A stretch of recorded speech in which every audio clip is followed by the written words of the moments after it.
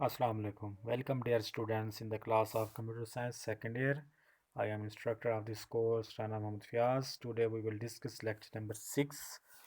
First of all, we read what we will read in last lecture. Previous lecture, we will discuss use of menu and scroll bar, database window in MS Access, database objects, and retrieval data. So, what will we discuss today? Today agenda is chapter number 6, table and query, table and its pods, characteristics of tables, different data types in MS Access. आज के lectures में जो है हम chapter number 6 के कुछ topics को cover करने की कोशिश करेंगे और जो जो टॉपिक्स हम कर रहे हैं ये हमारे टॉपिक्स स्मार्ट सिलेबस के लिहाज से ही हैं। सबसे पहले हमारे पास टेबल्स क्या होती है, ये हम पहले भी देख चुके हैं। Table are the most important object of a database. It is the center concept in relational database. All data in relational database in store in table. मतलब जो भी हम डाटा स्टोर करते हैं डेटाबेस के अंदर वो सारे का सारा डाटा हमारा किस में स्टोर होता है, टेबल में ही स्टोर होता है। फॉर एग्जांपल हमारे पास 3 स्टूडेंट्स का रिकॉर्ड हमने ऐड करना है, तो हम क्या करेंगे, उसका रजिस्ट्रेशन नंबर बना लेते हैं, उसका नेम बना लेते हैं और उनकी क्लास बना लेते हैं। अब ये डाटाबेस तो हमारे पास जो है टोटली एक ही है, लेकिन इसके अंदर क्या है, हम मुख्तलिफ स्टूडेंट्स का डाटा रिकॉर्ड कर रहे हैं। जैसे ये सेपरेट है, ये सेपरेट है, ये सेपरेट है, मतलब स्टूडेंट्स मुख्तलिफ हैं और डाटा जो है वो हमारे पास एक ही क्लास का हो सकता है और एक ही क्लास के अंदर जैसे मुख्तलिफ किस्म के स्टूडेंट्स भी हमारे पास हो सकते हैं। तो मतलब डाटाबेस के अंदर हम टेबल्स को ही यूज़ करते हैं। डाटाबेस में डाटा जो भी स्टोर करेंगे वो टेबल में ही होगा। उसके बाद पार्ट्स ऑफ टेबल्स की बात की जा रही है। Table consist of following parts. Table जो है वो हमारे पास 2 हिस्सों पर मुश्तमिल होता है। उसको हम फील्ड भी कहते हैं, कॉलम भी कहते हैं और एट्रीब्यूट्स भी कहते हैं। उसके अलावा इसका दूसरा नाम, इसमें अंदर रिकॉर्ड भी होते हैं, रोज़ भी होते हैं और टपल भी होते हैं। मतलब मैं टेबल की बात करूँ तो टेबल जो है वो कम्बिनेशन है हमारे पास रोज़ का और कॉलम्स का। तो ये रोज़ हो गई हमारे पास, ये वाले पार्ट्स।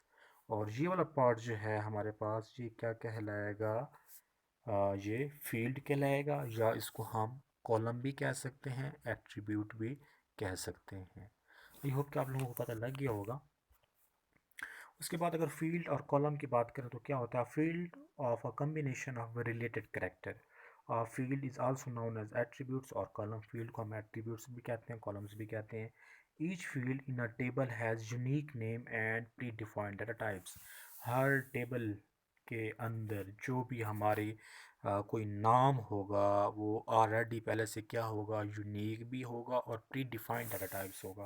प्री डिफाइंड का मतलब ये है कि अगर हमारे पास एक टेबल है इस तरह से, अगर उसके अंदर एक रोल नंबर है, तो रोल नंबर में क्या होता है, हमारे पास नंबर होते हैं 1 2 3 इस शेप्स के अंदर। तो मतलब ये 1 ये 2 ये 3 जो है ये प्री डिफाइंड होगा। मतलब रोल नंबर के अंदर जो है हम ओनली नंबर का डाटा ऐड कर सकेंगे, इसके अंदर करेक्टर का डाटा हम ऐड नहीं कर सकेंगे।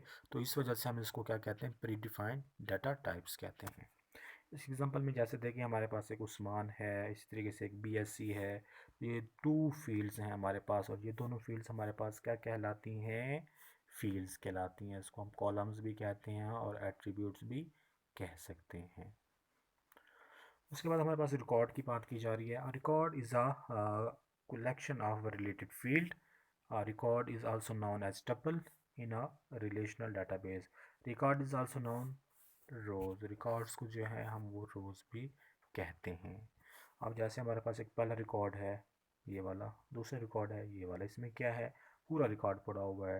इसमें रिकॉर्ड में क्या है, ये पूरा रिकॉर्ड है जिसको मैं अंडरलाइन कर रहा हूँ। इसमें 10 नदीम और MSC, तो ये एक पूरा रिकॉर्ड है जिसको हम रोज़ भी कह सकते हैं, टपल भी कह सकते हैं। तो मतलब ये हमारे पास, मैं बात करूँ तो ये टेप हमारे पास ये हो गया, कॉलम हो गया, और इस तरीके से जी हमारे पास रोज़ हो जाएंगे और जिसको हम रिकॉर्ड भी कहते हैं, टपल भी कहते हैं। उसके बाद जी हमारे पास आता है करेक्टरिस्टिक्स ऑफ टेबल। टेबल की खूबियाँ क्या हैं। अ table have following characteristics. Number 1, each field of table contain only one value. Her table के अंदर जो भी हमारी वैल्यू होगी वो यूनिक होगी, डुप्लीकेट नहीं होगी। Each column has unique name. हर कॉलम का नाम भी यूनिक होगा।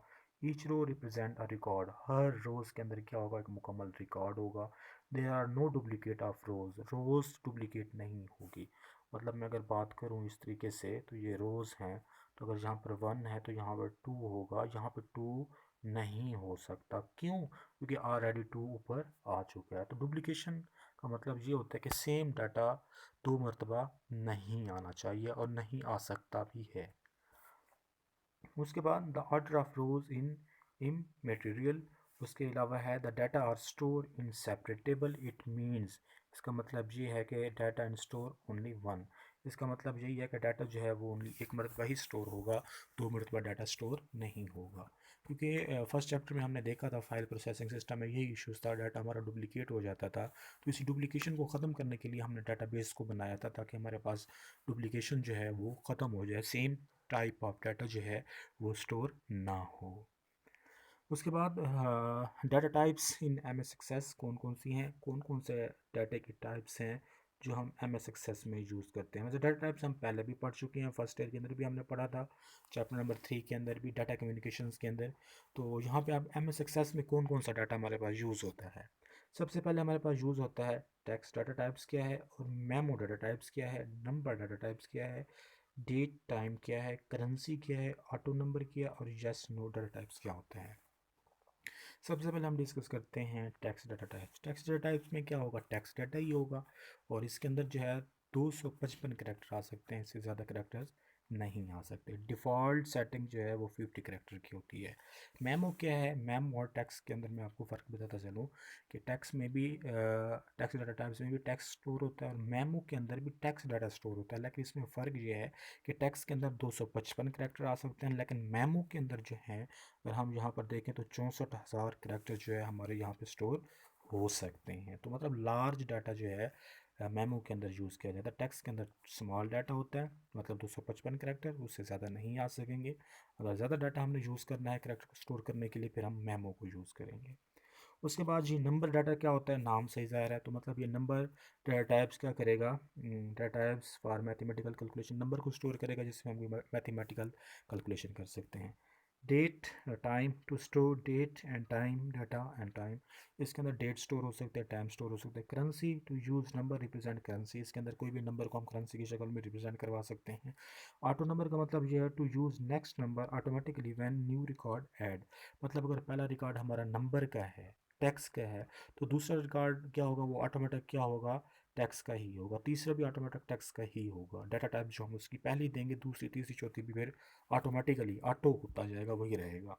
Yes no, to use for store boolean value, boolean value क्या होता है, हमारे पास 0 1 की बात की जा रही है यहाँ पे। So thank you, end of lecture number 6। छठा लेक्चर जो है हमारा यहाँ पे इख्तिताम को पहुँचता है, और हमने चैप्टर नंबर 6 को स्टार्ट किया हुआ है, और स्मार्ट सिलेबस के लिहाज से हम कर रहे हैं, क्योंकि हमारा चैप्टर 5 6 7 रहता था, तो 5 हमारा हो गया है, 6 भी तकरीबन हमारा हो चुका है। इंशाल्लाह लेक्चर नंबर 7 में हम इसको कंप्लीट कर लेंगे। उसके बाद फिर हमारा चैप्टर 1 बाकी रह जाएगा, चैप्टर नंबर 7। तो चैप्टर नंबर 7 को भी इंशाल्लाह हम जो है 1 2 लेक्चर्स में कवर कर लेंगे, और इंशाल्लाह नेक्स्ट फिर हम देखेंगे कि कौन से टॉपिक्स आप लोगों को जो मुश्किल लगते हैं, इंशाल्लाह उसको मैं कराने की कोशिश करूँगा। इस तरीके से हमारी बुक जो है वो एक मरतबा वाइंड अप हो जाएगी। सो आई मैं कोशिश में हूँ कि आप लोगों के जो हैं लेक्चर जो हैं वो साथ साथ मैं प्रिपेयर करता आ रहा हूँ, और इंशाल्लाह जो है वो आपको साथ साथ मिलते भी आ रहे होंगे, आप लोग उसको देख भी रही होंगे। और मैं आप लोगों से एक तवक्का रखता हूँ कि आप अपने टेस्ट जो हैं वो अच्छे तरीके से करेंगे, उसमें कोई कंप्रोमाइज़ नहीं किया जाएगा। टेस्ट जो हैं वो एक बैकबोन होते हैं, तो टेस्ट में आप लोग जो हैं वो बढ़ चढ़ के हिस्सा लें, और अच्छे से अच्छे नंबर हासिल करें, क्योंकि ये 1 2 मंथ का जो टाइम पीरियड जो है, इसके अंदर अपने टाइम को ज़ाया ना करें, वक्त की कदर करें। सो इंशाल्लाह नेक्स्ट लेक्चर में आप लोगों से मुलाकात होगी। अल्लाह हाफिज़।